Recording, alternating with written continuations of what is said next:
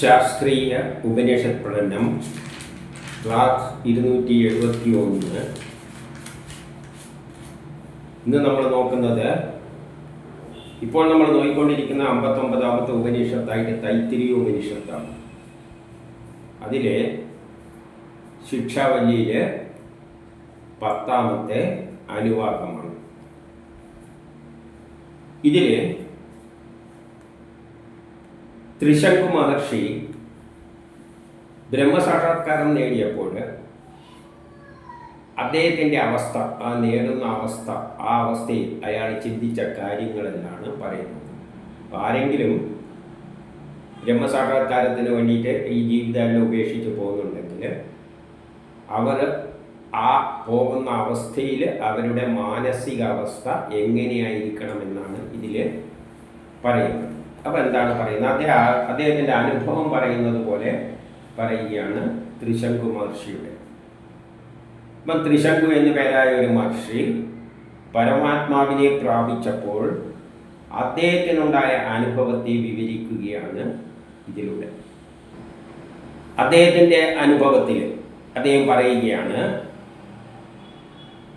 ബ്രഹ്മസാക്ഷാത്കാരത്തിന് പോകുന്നവർ എന്താ ചെയ്യേണ്ടതെന്ന് അദ്ദേഹത്തിൻ്റെ അനുഭവം പറയുകയാണ്. അദ്ദേഹത്തിൻ്റെ ആ അനുഭവത്തിൽ സ്വന്തം അന്ധകരണത്തിൽ നമ്മുടെ ഉള്ളിൽ തന്നെ ആരുണ്ട്? ആ പരമാത്മാവുണ്ട്. അപ്പം ബ്രഹ്മസാക്ഷാത്കാരത്തിന് പോകുന്ന വിരക്തി വന്നിട്ട് ഈശ്വരനിൽ ലയിക്കാൻ പോകുന്നവർ വേറെ എവിടെയും ചുറ്റിക്കറങ്ങേണ്ട ആവശ്യമൊന്നുമില്ല. അജ്ഞാനികളാണ് പുറത്ത് കണ്ട ക്ഷേത്രങ്ങളിലെല്ലാം ചുറ്റിക്കറങ്ങി നടക്കുന്നത്. സ്വന്തം അന്ധകരണത്തിൽ ചിന്തിക്കുന്നത് തന്നെ പരമാത്മപ്രാപ്തിക്കുള്ള സാധനയാകുന്നു. അതിനെ സാധിപ്പിക്കുവാൻ വേണ്ടിയിട്ട് ആ ബ്രഹ്മസാക്ഷാത്കാരമാണല്ലേ ഏറ്റവും വലിയ. അപ്പോൾ എന്താവശ്യത്തിനും നമ്മുടെ ഉള്ളിൽ തന്നെ ആ പരമാത്മാവോട് ചോദിച്ചാൽ മതി. അപ്പോൾ സ്വന്തം അന്ധകരണത്തിൽ ചിന്തിക്കുന്നതിനെ എപ്പോഴും അതിനെപ്പറ്റി ചിന്തിച്ചടിക്കുക. നമ്മുടെ ഉള്ളിലുള്ള ഈശ്വരനെ പറ്റി അത് നമ്മളെ ഹൃദയത്തിൽ ഇരിക്കുകയാണ്. അതിനെ ഭാവനയിലൂടെ ഹൃദയത്തിൽ ചിന്തിച്ചുകൊണ്ടേയിരിക്കുക. അതുതന്നെയാണ് പരമാത്മപ്രാപ്തിക്കുള്ള സാധന. വേറെ സാധനയൊന്നും വേറെ ഒരു വഴി ആവശ്യമില്ല. സ്വന്തം ഉള്ളിൽ തന്നെ അന്വേഷിച്ചുകൊണ്ട് ഇരിക്കുക. അതായത് സന്യാസത്തിലേക്ക് തിരിച്ചു പോകുന്നവർ പിന്നെ ക്ഷേത്രങ്ങളൊന്നും ചുറ്റിക്കറങ്ങാനൊന്നും നടക്കില്ല. ആരെങ്കിലും നടത്തിയിട്ടുണ്ടെങ്കിൽ അത് അവരുടെ അജ്ഞതയാണ്. അവരുടെ ഉള്ളിലുള്ള ആഗ്രഹങ്ങളൊന്നും തീർന്നിട്ടില്ല. അവർക്കിപ്പോഴും പ്രതിമയിലെല്ലാം ഈശ്വരനെ കണ്ടു കിടക്കുന്നത്. അതുകൊണ്ടാണ് പുണ്യസ്ഥലങ്ങളും തീർത്ഥസ്ഥലങ്ങളും അവരെല്ലാം അങ്ങനെ ആരെങ്കിലും ഉണ്ടെങ്കിൽ, ഉണ്ടോയെന്ന് എനിക്കറിയില്ല. ബ്രഹ്മസാക്ഷാത്കാരത്തിന് തിരിച്ചവർ വല്ലവരും ക്ഷേത്രത്തിൽ വല്ലം ചുറ്റിക്കറങ്ങി നടന്നിട്ടുണ്ടെങ്കിൽ അവർക്ക് യഥാർത്ഥത്തിൽ ഈശ്വരൻ എന്താണെന്ന് മനസ്സിലായിട്ടില്ല. കാരണം വീടും വിട്ടിറങ്ങി ഞാൻ ആത്മീയതയിലേക്ക് പോകുകയാണെന്ന് പറഞ്ഞ് ഈശ്വരനെ അന്വേഷിച്ച് എല്ലാ ക്ഷേത്രങ്ങളിലും കറങ്ങിയടിച്ച് നടക്കുക. ക്ഷേത്രങ്ങൾ കയറിയിൽ നടക്കുക. യഥാർത്ഥത്തിൽ അദ്ദേഹത്തിൻ്റെ ദൃഷ്ടിയിൽ ഈശ്വരൻ അവിടെ ഇവിടെയെല്ലാം കിടക്കുന്നത്. ഉള്ളിലെ ഈശ്വരൻ അദ്ദേഹം ഇനിയും തിരിച്ചറിഞ്ഞിട്ടില്ല. തിരിച്ചറിഞ്ഞെങ്കിൽ ഇങ്ങനെ ഇറങ്ങി നടക്കില്ല. അപ്പോൾ ത്രിശങ്കു മഹർഷി പറയുന്നത് സ്വന്തം ഉള്ളിലുള്ള ഈശ്വരനെ ദർശിച്ചാൽ മതി, വേറെ ഏടിയും നടക്കേണ്ട ആവശ്യമില്ല. അതിൻ്റെ അർത്ഥമില്ല. ശ്രുതിയുടെ ഭാവാർത്ഥം ഇതാണ്. ശ്രുതികൾ പറയുന്നത് അതാണ്. പിന്നെ സ്മൃതികൾ പലതും പറയും. പിൽക്കാലത്ത് ഉണ്ടാക്കി വെച്ച ഗ്രന്ഥങ്ങൾ, സ്മൃതികൾ, അവയെ പലതും പറയും. ദൈവം കിടക്കുന്നത് അവിടെയാണ്, ഇവിടെയാണ്, ഇവിടുത്തെ കല്ലിനെ കാട്ടി ശക്തി അപ്പുറത്തെ കല്ലിനുണ്ട് എന്നെല്ലാം പറയും. ചില പല തീർത്ഥ ക്ഷേത്രത്തിലാണ്, അവിടെയാണ് ഏറ്റവും വലിയ ശക്തി. അങ്ങ് ഹിമാലയത്തിൻ്റെ ഏറ്റവും മുകളിൽ കയറാൻ പറ്റിയാൽ ശിവൻ്റെ തലയിൽ മുടിയുടെ അറ്റത്തിരിക്കുകയാണ് എത്തുന്നത് എന്നെല്ലാം ചില പുങ്കേരി പറഞ്ഞേക്കും. എന്നിട്ട് അദ്ദേഹം സ്വയം തൻ്റെ അനുഭവ കാര്യം പറയുകയാണ്. അദ്ദേഹം തിരിച്ചറിഞ്ഞ സത്യം പറയുകയാണ്. എന്താണ്? ഞാൻ പ്രവാഹരൂപത്തിൽ അനാദികാലം മുതൽ പിന്തുടരുന്ന ജനനമരണമാകുന്ന സംസാര വൃക്ഷത്തിൻ്റെ ഉന്മൂലനാശം വരുത്തുവാൻ ആഗ്രഹിച്ചു. ഞാൻ അനാദികാലം മുതൽ, പ്രപഞ്ചമുണ്ടായ ആ സമയം മുതൽ മനുഷ്യനുണ്ടാകുന്ന ആ കാലം മുതൽ ജനന മരണം, മനുഷ്യനല്ല ജീവജാലങ്ങൾ, ഉണ്ടാകുന്നതിനെക്കാട്ടി മുമ്പിൽ ചെറിയ ജീവജാലങ്ങളെല്ലാം ഉണ്ടായിട്ടുണ്ടാവുമല്ലോ. മനുഷ്യൻ പിന്നെയല്ലേ ഉണ്ടായിരിക്കുന്നത്. അപ്പം ആദ്യം മറ്റുള്ള ചെറിയ ഏകകോശ ജീവികളെല്ലാം ആയിരിക്കും ഉണ്ടായിരിക്കുക. അതുമുതൽ ഞാൻ ജനന മരണ ചക്രമാകുന്ന ഈ സംസാരമാകുന്ന വൃക്ഷം എന്ന് പറയുന്ന വൃക്ഷത്തിലുള്ള ജീവജാലങ്ങളാണ് നമ്മളെല്ലാം. സംസാരമാകുന്ന വൃക്ഷം അതും ഉണ്ടാകും, നശിക്കും, പിന്നെയും ഉണ്ടാകും, നശിക്കും. ആ വൃക്ഷത്തിൻ്റെ ഭാഗങ്ങളാണ് നമ്മൾ. അതിലുള്ള ജീവജാലങ്ങൾ ആ കാലം മുതൽ തുടർന്നു വരുന്ന ജനന മരണങ്ങൾ. അപ്പം ചെറുതിൽ നമ്മൾ ഏകകോശ ജീവിയായിട്ട് ജനിച്ചിട്ടുണ്ടാവും. പിന്നെ അങ്ങനെ വളർന്നു വന്ന് ഓരോരിക്കും ജനിച്ച് മരിച്ച് അങ്ങനെ അവസാനം ഇപ്പം മനുഷ്യനായിട്ട് ജനിച്ചിരിക്കുകയാണ്. ഈ ജനന ചക്രത്തെ ഞാൻ നശിപ്പിക്കുവാൻ ആഗ്രഹിക്കുന്നു. എനിക്കിങ്ങനെ ജനിക്കാൻ വയ്യ, മതിയായി. നമുക്ക് തീരുമാനിക്കാനൊന്നും പറ്റില്ല. അത് നമ്മുടെ മനസ്സിൽ തന്നെ തോന്നണം. അതാണ് ഇവിടെ പറയാൻ പോകുന്നത്. അദ്ദേഹത്തിന് തോന്നി ഇനി എനിക്ക് ഈ ജന്മം വേണ്ട. അതെന്തുകൊണ്ടാണ് അദ്ദേഹത്തിന് തോന്നിയത്? അദ്ദേഹത്തിൻ്റെ കർമ്മം തീർന്നുകൊണ്ടായിരിക്കും, അദ്ദേഹത്തിൻ്റെ ആഗ്രഹം തീർന്നതുകൊണ്ടായിരിക്കും. ആഗ്രഹം തീർന്നു കഴിഞ്ഞാൽ പിന്നെ നമുക്ക് ജനിക്കണം, ഇനി ജനിക്കും വേണ്ട എന്ന് തോന്നും. ആഗ്രഹമുള്ളവർക്കാണ് പിന്നെയും ജനിക്കേണ്ടി വരുന്നത്. എന്തുകൊണ്ടാണ് ആഗ്രഹം ഉണ്ടാകുന്നത്? നമുക്ക് കർമ്മം ചെയ്യാൻ ബാക്കിയുണ്ട്. അപ്പോൾ ആഗ്രഹം ഉണ്ടാവും, അതിൻ്റെ പിന്നാലെ പോകും. എപ്പോഴാണ് നമ്മൾ ആഗ്രഹം തീരുന്നത്? നമുക്കിനി കർമ്മമൊന്നും ഇല്ലാത്ത സമയം. ഇനി തൊട്ട് ഒരു കർമ്മവും ഇനി ഒരു ജന്മത്തിലും ഒരു കർമ്മവും ചെയ്യാനില്ല എങ്കിൽ എന്നിൽ എന്തുണ്ടാവില്ല? ആഗ്രഹം ഉണ്ടാവില്ല. അപ്പോഴാണ് ഞാൻ ആഗ്രഹിക്കുന്നത് ഇനി എനിക്ക് ഈ ജനന മരണ ചക്രത്തിൻ്റെ കിടന്ന് ഇങ്ങനെ ജനിച്ചു മരിച്ച് അങ്ങനെ പോകണ്ട എന്നുള്ള ഒരു ഉറച്ച തീരുമാനം അപ്പോഴയാളുടെ മനസ്സിൽ ഉണ്ടാകും. അപ്പോൾ അന്ന് മുതൽ അയാൾ എന്ത് പറയുകയാണ്? ജനന മരണം ആകുന്ന സംസാര വൃക്ഷത്തിൻ്റെ ഉന്മൂലനാശം വരുത്തുവാൻ ആഗ്രഹിക്കുകയാണ്. അപ്പോൾ അയാൾ ആഗ്രഹിച്ചു ഇനി എനിക്ക് ഈ ജനന മരണ ചക്രത്തിൽ അകപ്പെടേണ്ട, എനിക്കതിൻ്റെ ആവശ്യമില്ല. അതെപ്പോഴാണ് തോന്നുക? ആഗ്രഹം തീരുമ്പോൾ. ആഗ്രഹം എപ്പോഴാണ് തീരുക? നമ്മളെ ജനിപ്പിക്കുന്നത് എന്തിനാണ്? കർമ്മം ചെയ്യിക്കാനാണ്. ആ കർമ്മം ബാക്കിയുള്ളപ്പോഴാണ്, ആഗ്രഹം ഉണ്ടാക്കിയിട്ടാണ് നമ്മളെ കൊണ്ട് അത് ചെയ്യിപ്പിക്കുന്നത്. ഇപ്പോൾ ഒരു വീട് കെട്ടണ്ടെങ്കിൽ എന്നിലൊരാഗ്രഹം ഉണ്ടാവും, ഒരു വീട് വെച്ച് കളയണം. അപ്പോഴാണ് ഞാൻ പിന്നെ അതിൻ്റെ പിന്നാലെ ഓടി നടക്കുന്നത്. എൻ്റെ ആഗ്രഹം തീർന്നാലോ പിന്നെ അതിനൊന്നും താല്പര്യം ഉണ്ടാവില്ല. അപ്പം നമ്മളെ ആഗ്രഹം തീരുമ്പോഴാണ് നമ്മളെ കർമ്മങ്ങൾ തീർന്നതെന്നാണ് അർത്ഥം. അതിൻ്റെ അർത്ഥം ഈ ജന്മത്തിലെ കർമ്മം തീർന്നതെന്നായിരിക്കും ചിലപ്പോൾ. അടുത്ത ജന്മത്തിൽ വേറെ കർമ്മം ഉണ്ട്. അപ്പം നമുക്ക് വിരക്തി വരില്ല.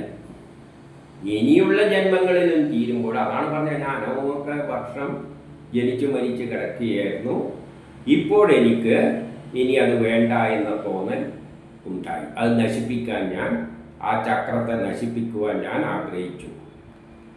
ഇത് എൻ്റെ അവസാനത്തെ ജന്മമാണ്. ഞാൻ തീരുമാനിക്കുകയാണ്, എൻ്റെ ഇത് അവസാനത്തെ ജന്മമാണ്. ഇനി എനിക്ക് ജനിക്കണ്ട. ഞാൻ തീരുമാനിച്ചു.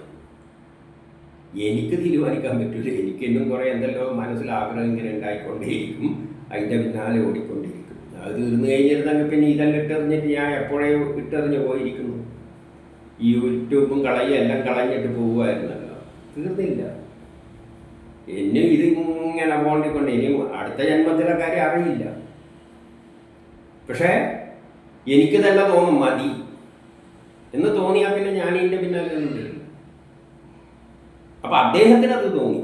അതുകൊണ്ട് അദ്ദേഹം എന്ത് തീരുമാനിക്കുന്നു? ഇതെൻ്റെ അവസാനത്തെ ജന്മമാണ്, ഇതിന് ശേഷം എനിക്ക് പുനർജന്മമില്ല. അദ്ദേഹം തീരുമാനിച്ചു, ഇതിൻ്റെ ശേഷം എനിക്ക് പുനർജന്മം ഇല്ല. അയാൾ മനസ്സിൽ തന്നെ തോന്നുകയാണ് ഇനി ജനിക്കുന്നതിന് താല്പര്യമില്ല, ഇനി എനിക്ക് പുനർജന്മം വേണ്ട. അയാൾ ഉള്ളിൽ തന്നെ തോന്നുകയാണ്.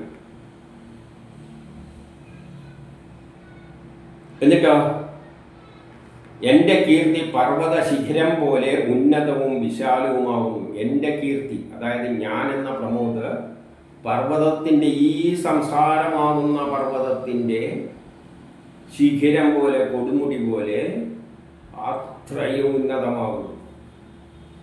നേരത്തെ പർവ്വതം സംസാരമാകുന്ന വൃക്ഷം എന്നാണ് പറഞ്ഞത്, ഇത് പർവ്വതമാണ്. വൃക്ഷത്തെക്കാട്ടിയും വലുതായിരിക്കുമല്ലോ പർവ്വതം. അപ്പം ബ്രഹ്മത്തോളം ഞാൻ ഉയരാൻ പോവുകയാണ്. വൃക്ഷവും കടന്നിട്ട് പർവ്വതത്തിൻ്റെ ശിഖരം പോലെ ഞാൻ ബ്രഹ്മത്തോളം ഉയരാൻ പോവുകയാണ്. ഞാൻ ബ്രഹ്മമായി മാറാൻ പോവുകയാണ്. അപ്പം ഞാൻ ആരാണ്? ഈ ബ്രഹ്മത്തിൻ്റെ ഒരംശമാണ് ഈ പർവ്വതമല്ല, ഈ സംസാരമാകുന്ന ബ്രഹ്മത്തിൻ്റെ തന്നെ അംശമാണ് പർവ്വതം, അതിൻ്റെ കൊടുമുടിയിലാണ്. അപ്പോൾ ഈ നേരത്തെ പറഞ്ഞ സംസാരമാകുന്ന വൃക്ഷതം അതിൻ്റെ ഒരു ചീള് കേസ്. അപ്പം ഞാൻ അദ്വൈനെക്കാട്ടി ഉയർന്ന നിലയിലേക്ക് എത്താൻ പോവുകയാണ്. ഞാൻ ബ്രഹ്മം തന്നെ ആകാൻ പോവുകയാണ്, അതിൻ്റെ ഒരു ഭാഗമാകാൻ പോവുകയാണ്. അന്നോൽപാദനത്തിന് ഉള്ള ശക്തി പ്രദാനം ചെയ്യുന്ന സൂര്യനാണ് അന്നം ഉൽപ്പാദിപ്പിക്കാനുള്ള ശക്തിയെല്ലാം പ്രദാനം ചെയ്യുന്നത്. ചെടികളിൽ, ഈ വൃക്ഷങ്ങളിലെല്ലാം പഴങ്ങളെല്ലാം ഉണ്ടാകാനുള്ള ശക്തി സൂര്യനാണ് നൽകുന്നത്. ആ സൂര്യനിൽ എങ്ങനെ അമൃതം നിലനിൽക്കുന്നുവോ ആ സൂര്യനിൽ എന്തുണ്ട്? അതാണ് എല്ലാത്തിനും പ്രേരണയായി തീരുന്നത്, ചെടികൾ വളരാനും പൂക്കാനും കായ്ക്കാനും എല്ലാം. അങ്ങനെയുള്ള സൂര്യനിൽ എന്തുണ്ട്? അമൃതത്വം നിറഞ്ഞു കിടക്കുന്നു. സൂര്യൻ എന്തില്ല? നാശമില്ല. പ്രപഞ്ചം നശിക്കുന്നവരെ സൂര്യന് നാശമില്ല. അത് അമൃതം നിലനിൽക്കുന്നുവോ അപ്രകാരം തന്നെയാണ് ഞാൻ. എനിക്കെന്തില്ല? രാഗദോഷങ്ങളിൽ നിന്നെല്ലാം ഞാൻ മുക്തനാണ്. അങ്ങനെയുള്ള ഞാൻ എന്തായിരിക്കണം? രാഗദോഷങ്ങൾ, എനിക്ക് രാഗവുമില്ല, ദേഷ്യവുമില്ല, ഒരു യുക്കുമില്ല, ദോഷങ്ങളൊന്നുമില്ല. അമര സ്വരൂപത്തോടു കൂടിയതാണ്. ഞാനും ആ സൂര്യനെ പോലെ ബ്രഹ്മ സമാനം അമൃത സ്വരൂപമായി തീരാൻ പോവുകയാണ്. ഞാൻ പ്രകാശയുക്ത ധനത്തിൻ്റെ ഭണ്ഡാരവും. ഈ പ്രപഞ്ചത്തിലെ ധനം, പ്രപഞ്ചത്തിൻ്റെ ധനം എന്ന് പറഞ്ഞാൽ ഈശ്വരൻ തന്നെയാണ്. പ്രപഞ്ചധനം എന്ന് പറഞ്ഞാൽ ഏറ്റവും മാക്സിമം എന്ന് പറഞ്ഞാൽ ഈ പ്രപഞ്ചം തന്നെയാണ്. അത് ഏതിൽ നിന്നുണ്ടായതാണ്? ബ്രഹ്മത്തിൽ നിന്നുണ്ടായതാണ്. ആ ബ്രഹ്മത്തിൻ്റെ ധനമാണിതത്രയും. ആ പ്രകാശ ധനത്തിൻ്റെ ഭണ്ഡാരവും പരമാനന്ദ സ്വരൂപം അതേതാണ് ആ ബ്രഹ്മം. അമൃതത്തിൽ മുങ്ങിക്കിടക്കുന്നവൻ. ഞാൻ ആ അമൃതത്തിൽ, അതായത് ബ്രഹ്മത്തിൽ തന്നെ മുങ്ങിക്കിടക്കുന്നവനാണ്. ഏതൊന്നിൽ? ഈ പ്രപഞ്ചമാകുന്ന ധനത്തിൻ്റെ ഭണ്ഡാരത്തിൻ്റെ അധിപൻ ആരാണ്? ബ്രഹ്മമാണ്. പരമാനന്ദ സ്വരൂപം ആരാണ്? ആ ബ്രഹ്മം തന്നെയാണ്. അതിൻ്റെ അമൃതം അത് ബ്രഹ്മത്തിൽ തന്നെയാണ്. ഞാൻ വളരെ ശ്രേഷ്ഠ ബുദ്ധിയുള്ളവനാണ്. ആ ബുദ്ധിയാൽ സമ്പന്നമാണ്. എല്ലാ ബുദ്ധിയുടെയും സമ്പന്നത എന്ന് പറയുമ്പോൾ വേദങ്ങളുടെ സമ്പന്നത, വേദജ്ഞാനം തികഞ്ഞവനാണ്. വേദം എന്ന് പറഞ്ഞാൽ ബ്രഹ്മം, കംപ്ലീറ്റ് പ്രപഞ്ച രഹസ്യം. ബ്രഹ്മം തന്നെയാണ് ജ്ഞാനം. ബ്രഹ്മത്തിൽ നിന്ന് തന്നെയാണ് ജ്ഞാനം ഉരുത്തിരിഞ്ഞു വന്നിരിക്കുന്നത്. അപ്പോൾ ആ ബുദ്ധി മുഴുവൻ കേന്ദ്രീകരിച്ച വ്യക്തിയാണ് ഞാൻ. ഇത്രയും കാര്യങ്ങളാണ് ത്രിശങ്കു എന്ന മഹർഷി വേദവചനമായി ചൊല്ലിയത്. അപ്പോൾ അദ്ദേഹത്തിൻ്റെ അനുഭവം ഇങ്ങനെയാണ്. അദ്ദേഹം ആ ബ്രഹ്മസമാനമായി തീർന്നു. എങ്ങനെ? അദ്ദേഹം സ്വയം തീരുമാനിച്ചു, എനിക്കിനി ജനനമില്ല, മരണവുമില്ല, ഞാനിനി പുനർജനിക്കുന്നുമില്ല, ഞാൻ ആ ബ്രഹ്മമായി തീരുവാൻ പോവുകയാണ്. എന്നിട്ട് അടുത്തതിൽ നമുക്കുള്ള ഉപദേശം പറയുകയാണ്. മനുഷ്യൻ ഏത് പ്രകാരത്തിൽ ഭാവന ചെയ്യുന്നുവോ ആ ഭാവനക്കനുസരിച്ച് സംഭവിക്കുന്നു. നമ്മൾ എങ്ങനെയാണ് നമ്മുടെ ലോകം വേണ്ടത് എന്ന് നമ്മൾ ഭാവന ചെയ്യുന്നതനുസരിച്ചാണ് നമ്മുടെ ലോകമായി തീരുക. നമുക്ക് കുറേ സ്വത്ത് നടണം എന്ന് പറഞ്ഞ് നടക്കുകയാണെങ്കിൽ നമ്മൾ അതിൻ്റെ പിന്നാലെ അത്തരം ഒരു ലോകത്തിലായിരിക്കും നമ്മളെ ചിന്തകൾ പോകുക. നമ്മൾ ഏത് തരത്തിലാണോ ഭാവന ചെയ്യുന്നത്, എനിക്ക് കുറേ ജ്ഞാനം നേടണം എന്ന് വിചാരിക്കുമ്പോൾ ഞാൻ അതിൻ്റെ പിന്നാലെ ഓടി നടക്കും. എൻ്റെ ലോകം മുഴുവൻ ജ്ഞാനമുള്ള സ്ഥലത്തേക്കായിരിക്കും.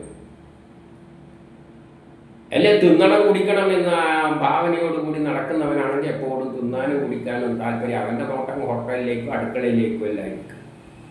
അവൻ്റെ ലോകം അതായിട്ട് മാറും. അപ്പം നമ്മൾ ഏത് തരത്തിലാണ് ഭാവന ചെയ്യുന്നത്, നമ്മളെ ഭാവന ചിന്താഗതി എങ്ങനെയാണ് പോകുന്നതെങ്കിൽ ആ വഴിയിൽ അവൻ ആയിത്തീരും. അവൻ്റെ സങ്കല്പത്തിൽ അത് അപൂർവമായ ശക്തിവിശേഷമാണ്. അവൻ്റെ സങ്കല്പത്തിൽ ആ ശക്തി അവൻ നേടുന്നു. ആ ശക്തിയിലൂടെയാണ് അവൻ മുന്നോട്ടേക്ക് പോവുക. പഠിക്കാനുള്ള ജ്ഞാനത്തിനും നേടാനുള്ള ബുദ്ധിയാണ് അവനിൽ, ഭാവനയാണ് അവനിലുള്ളെങ്കിൽ ആ ശക്തിയോടുകൂടി ആ ഫീൽഡിൽ അവൻ അങ്ങനെ ഉയർന്നു പോകും. തിന്നണം കുടിക്കണം എന്നുള്ള ചിന്തയായിട്ട് നടക്കുന്നവൻ ആ ശക്തി സംഭരിച്ചുകൊണ്ട് ആ ലോകത്തിൽ അവൻ മുന്നോട്ടേക്ക് പോകും. അതിനാൽ യാതൊരുവൻ തന്നിൽ തന്നെ ഭാവനയാൽ അഭ്യാസം ചെയ്യുന്നുവോ അവൻ നിശ്ചയമായും അങ്ങനെ തന്നെ അവൻ. എന്നാൽ ആരെങ്കിലും ഒരാൾ തന്നിൽ തന്നെ തൻ്റെ ചിന്തയെ കേന്ദ്രീകരിക്കുന്നു, ആരുപോലെ? ഈ ത്രിശങ്കുവിനെ പോലെ, മഹർഷിയെ പോലെ. അദ്ദേഹത്തിൻ്റെ ഭാവനയിൽ ഇതെല്ലാം മിഥ്യയാണ്, ഈ ബ്രഹ്മം എന്നത് എൻ്റെ ഉള്ളിൽ തന്നെയാണുള്ളത്, എൻ്റെ ഹൃദയത്തിലാണുള്ളത്, അന്തരാമിയായിട്ട് എന്നിൽ തന്നെ ഈശ്വരനുണ്ട് എന്ന ഒരു ചിന്തയിലാണ് അവൻ ഭാവന ചെയ്യുന്നതെങ്കിൽ അവൻ ആ ലോകത്തിൽ ആയിത്തീരും. പിന്നെ അവൻ പുറത്തുള്ള ക്ഷേത്രങ്ങളിലൊന്നും കറങ്ങി അടച്ച് നടക്കില്ല. ഒരുത്തൻ ധരിക്കുകയാണ് ബിംബത്തിലാണ് ഈശ്വരനുള്ളത് എന്ന് ചിന്തിച്ചു പോയാൽ പിന്നെ അവൻ്റെ ലോകം അങ്ങനെയായിത്തീരും. അവൻ ഈ ബിംബത്തിൽ പോകും. പിന്നെ വിചാരിക്കുക ഈ ബിംബത്തിനെ കാട്ടി വലിയ ബിംബം അപ്പുറം കിടക്കുന്നുണ്ട്, അവിടെയാണ് ഈശ്വരന്. പിന്നെ അവിടെ ചെല്ലും. അവിടെ ചെന്ന് കഴിഞ്ഞാൽ പിന്നത്തൊന്നുമല്ല, വേറെ തീർത്ഥ കാശി മറ്റേ അവിടെ ഇവിടെയെല്ലാം കിടക്കുന്നത്. പിന്നെ അങ്ങോട്ടേക്ക് പോകും. ഇവനിങ്ങനെ ഓടി നടന്ന് ഈശ്വരനെയും തേടി ഇങ്ങനെ ആലെങ്കിലും ഒരുത്തിയിലും കാണാനും പോകുന്നില്ല. ആശാൻ ഇരിക്കുന്ന എവിടെയാണ്? നമ്മളെ ഉള്ളിലാണ്. അപ്പം അവരുടെ ഭാവന എങ്ങനെയാണ്? ഈശ്വരൻ എവിടെയല്ലോ കല്ലിൽ കിടക്കുകയാണ്. ഭാഗവതം മുഴുവൻ പറയുന്നത് എന്താണ്? ഭാഗവതൻ്റെ എല്ലാം പറയുന്നത് എന്താണ്? എല്ലാറ്റിലും ബ്രഹ്മത്തെ ദർശിക്കുക. അതിന് വേറെ എടി പോകേണ്ട ആവശ്യമൊന്നുമില്ല. എല്ലാറ്റിലും ബ്രഹ്മത്തെ ദർശിക്കുക. എല്ലാത്തിനെയും നോക്കേണ്ട ആവശ്യമില്ല. ഉള്ളിൽ തന്നെ നോക്കിയാൽ നീ തന്നെ ബ്രഹ്മമാണ്, നിന്റെ ഉള്ളിൽ തന്നെ ആ ഈശ്വരനുണ്ട്. ആ ഒരു ചിന്താഗതി ആരിൽ ഉണ്ടാകുന്നുവോ അവൻ മാത്രം വേറെ ഏടിയും ഈശ്വരനെ നോക്കി നടക്കില്ല. അതാണ് വേദം പറയുന്നത്.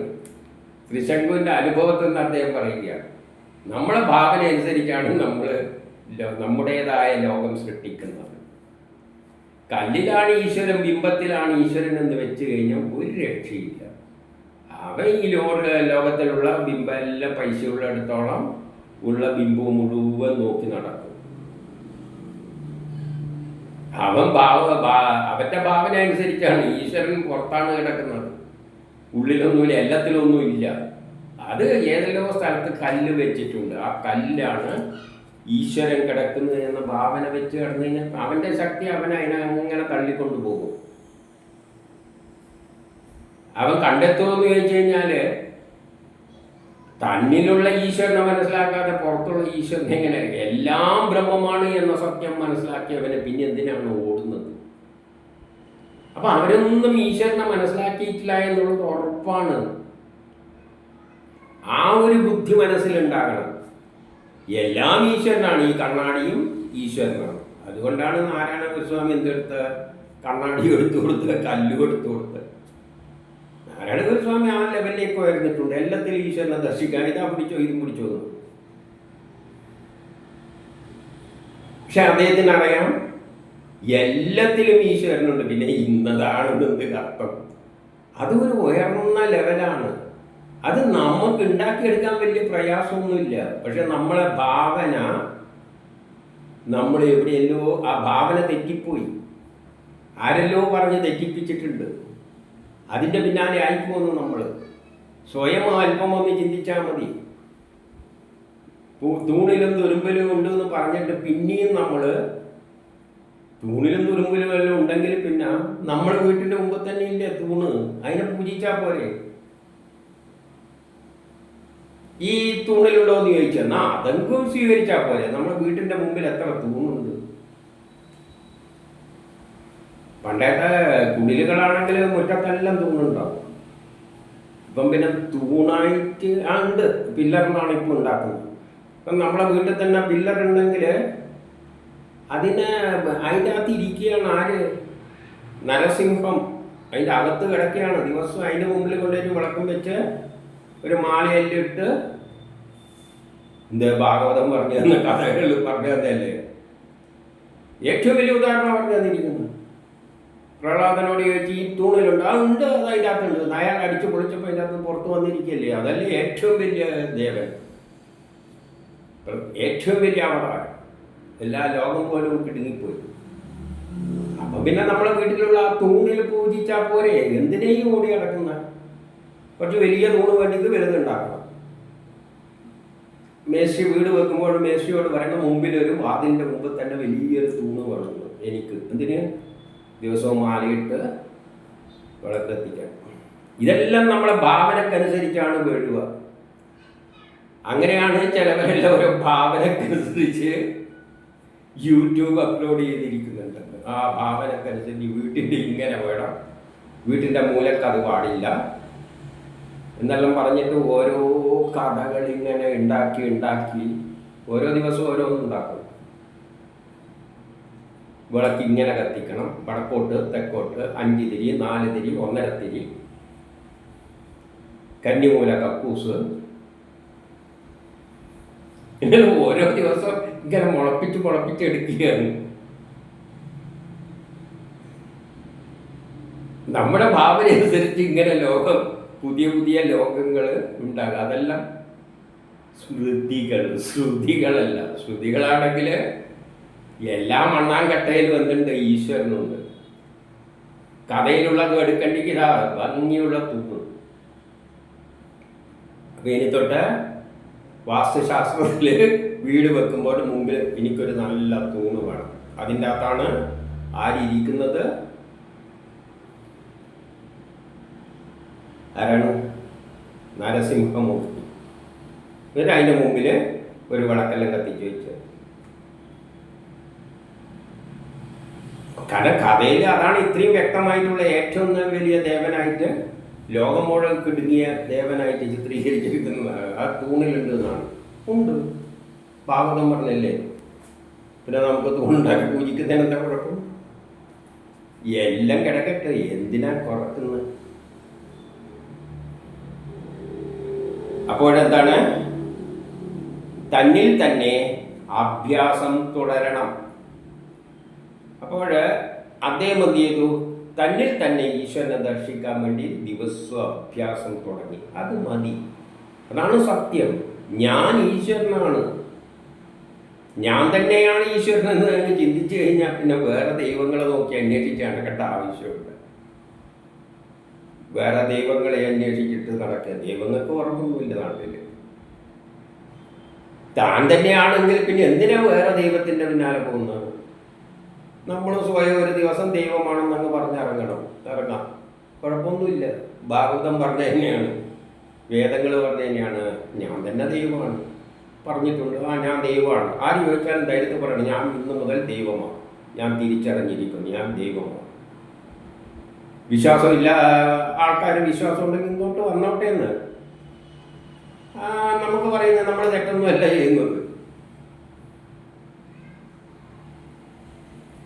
അതുകൊണ്ട്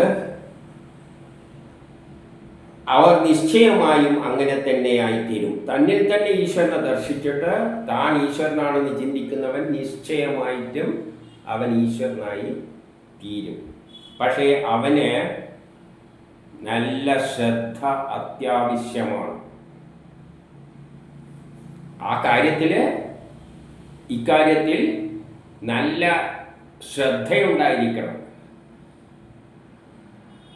ഭാവനക്കനുസരിച്ച് ഗുണം വരാതെ, അപ്പം നമ്മളെ ഭാവന ചെയ്യിക്കുകയാണ്, തന്നിൽ തന്നെയാണ് ഈശ്വരൻ എന്ന ഭാവന വെച്ച്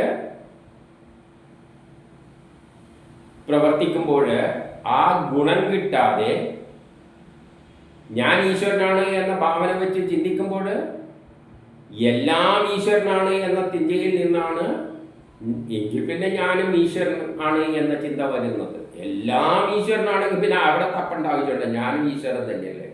ആ നിലയിൽ വെച്ച് എന്നിൽ ചിന്തിക്കുമ്പോൾ അത് അഹങ്കാരത്തിൽ വന്നു അകപ്പെടരുത്.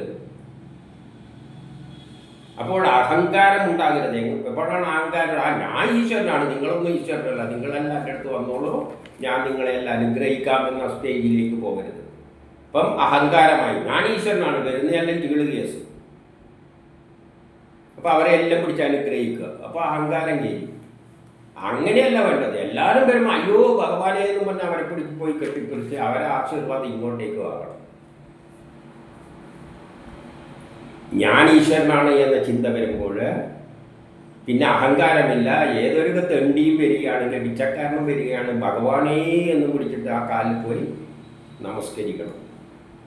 അല്ലാതെ ഞാൻ ഈശ്വരനാണ്, ഞാൻ ഈശ്വരനായി നിങ്ങളെല്ലാം അഞ്ചുകൾ കേസ് ഞാൻ നിങ്ങളെ അനുഗ്രഹിക്കാമെന്ന് പറയുകയാണെങ്കിൽ അത് അഹങ്കാരമാണ്. അഹങ്കാരം വന്നു ചേർന്നാൽ നാശം സംഭവിക്കും. അപ്പം അഹങ്കാരമില്ലാതാകണം. അഹങ്കാരം എന്ന ഞാനെന്ന അഹങ്കാരമില്ലാകണം. ഞാൻ ഈശ്വരനാണെന്നുള്ള അഹങ്കാരമല്ല. സർവവും ഞാൻ, പ്രപഞ്ചമെല്ലാം ഈശ്വരനായി ഞാനും അതിലൊരംഗമാണ് എന്ന ചിന്തയാണ് വരേണ്ടത്. അഹങ്കാരം വരരുത്.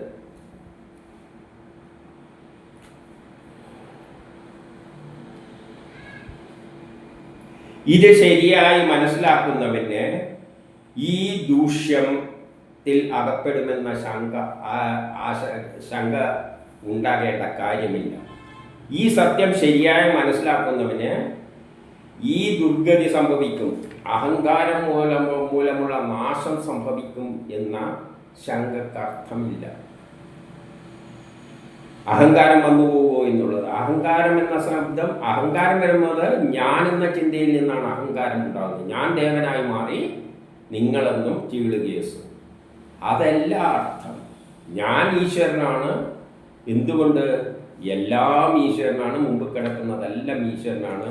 അതുകൊണ്ട് ഞാൻ അവനെ അനുഗ്രഹിക്കാൻ പ്രാപ്തനല്ല. എല്ലാം ബ്രഹ്മമാണ്. ഒരു ബ്രഹ്മം എങ്ങനെ മറ്റേ ബ്രഹ്മത്തെ അനുഗ്രഹിക്കുക? ഇതിലെല്ലാം ആന്തരിക അർത്ഥം ശരിക്കുണ്ട്. അത് മനസ്സിലാക്കുന്നവന് നമ്മൾ ചെയ്യുന്ന പ്രവൃത്തികളെപ്പറ്റി നല്ല ബോധ്യമുണ്ടാകും. മണ്ടത്തരത്തിലൊന്നും പോയി ചാടില്ല. ഇത് ശിക്ഷാവല്ലിയാണ്. വളരെ വലിയ സത്യങ്ങളാണ് പറഞ്ഞു തരുന്നത്. ഈ സത്യം മനസ്സിലാക്കുന്നവനെ ഞാൻ ഈശ്വരൻ തന്നെയാണ്, പിന്നെ ഞാൻ മറ്റുള്ള ഈശ്വരൻ്റെ പിന്നാലെ ഒന്നും നടക്കേണ്ട ആവശ്യമില്ല. അതും എല്ലാം ഈശ്വരൻ തന്നെ. ഞാൻ ഈശ്വരൻ, അതും തന്നെ. കാണുന്നതെല്ലാം പട്ടിയും പൂച്ചയും എല്ലാം ഈശ്വരൻ തന്നെ. ഹിന്ദു ആയാലും മുസ്ലിം ആയാലും അർത്ഥമുള്ള സ്ത്രീ ആയാലും എല്ലാം ഈശ്വരൻ തന്നെ. തൊട്ടാലും ഒരു കുഴപ്പമില്ല, ഒരശുദ്ധിയുമില്ല. ഈ ലെവലിലേക്ക് നമ്മൾ വരണം. അപ്പോൾ അഹങ്കാരമില്ല, ഞാനെന്ന ചിന്തയില്ല, എല്ലാം ബ്രഹ്മം എന്ന ചിന്ത മാത്രം. ആ നിലയിൽ ഞാൻ ആരാണ്? ഈശ്വരൻ തന്നെയായി തീരുകയാണ്. ആ ഈശ്വരൻ മറ്റുള്ളവരെ നിന്നും മുകളിലല്ല. ഞാനും എല്ലാം ഈശ്വരനായി തീരുകയാണ്. ഞാനും ഈശ്വരനാണ്. ആ ഒരു ലെവലിൽ നിന്ന് അഹങ്കാരത്തിലേക്ക് പോയി മിസ്യൂസ് ചെയ്യരുത്. മിസ്യൂസ് ചെയ്യുന്ന സാഹചര്യങ്ങൾ ഇവിടെ ഉണ്ട്. ഈ വസ്തുതകളെല്ലാം മനസ്സിലാക്കുന്നവന് അവൻ ഈ സത്യം തിരിച്ചറിയും. അവൻ ബ്രഹ്മമായി തീരും. പക്ഷെ അവനിൽ അഹങ്കാരം, ദൂഷ്യം സംഭവിക്കില്ല.